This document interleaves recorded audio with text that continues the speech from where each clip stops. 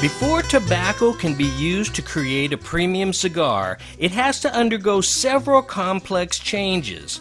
Some of the most important of these changes will take place in the curing barn, also called the Casa de Tabaco.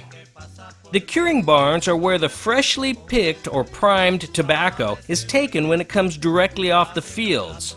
Curing barns come in a variety of sizes and styles. Some are made completely of wood, and others contain varying amounts of guano, or palm leaves. But one thing that the curing barns have in common is the availability of several doors, windows, and other openings that allow the tobacco farmers to regulate the temperature and humidity inside the barns.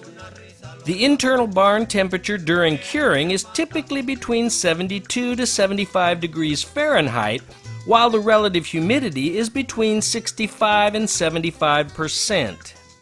The purpose of curing is to remove all the moisture from the tobacco leaves, allowing them to change colors from green to yellow and eventually to dark brown.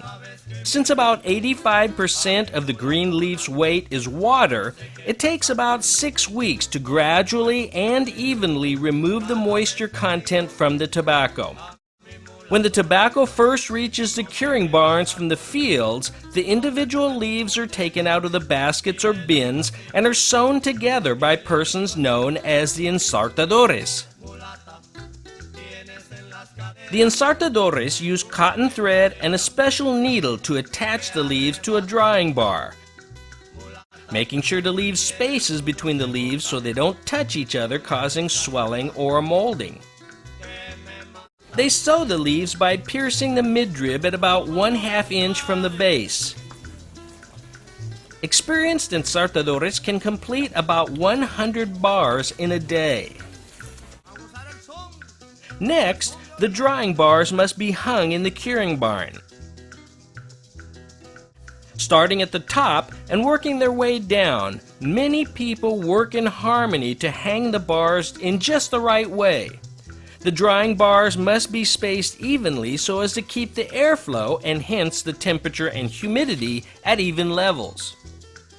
During the 6 weeks of curing, the experienced tobacco farmers, or vegueros, must keep a constant vigil, making sure the leaves do not become too dry or too moist during the process of curing.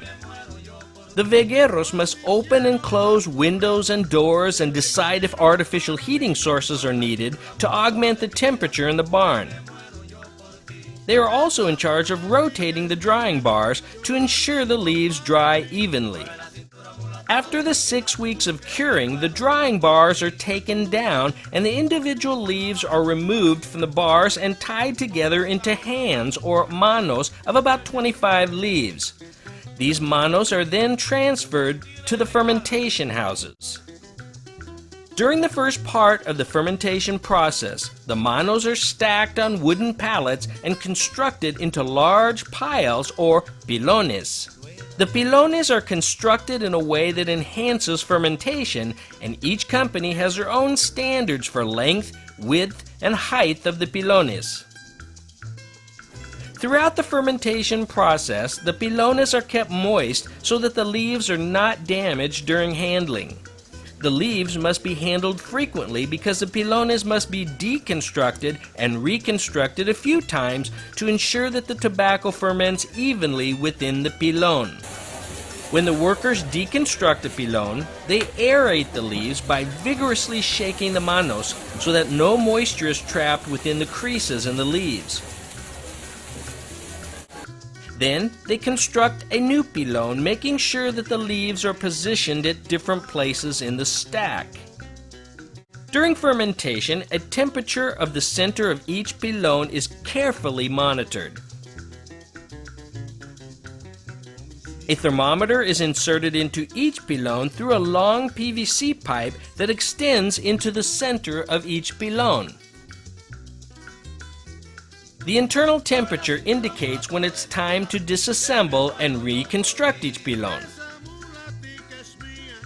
For most tobacco, the temperature inside the pilon ranges from 80 to 95 degrees Fahrenheit. Fermentation takes about 6 weeks, and during this time, the leaves start to chemically change, emitting plenty of ammonia. But while the leaves release the noxious byproducts of fermentation, their internal chemistry changes to provide the wondrous aromas and flavors that we will ultimately enjoy in our finished cigars.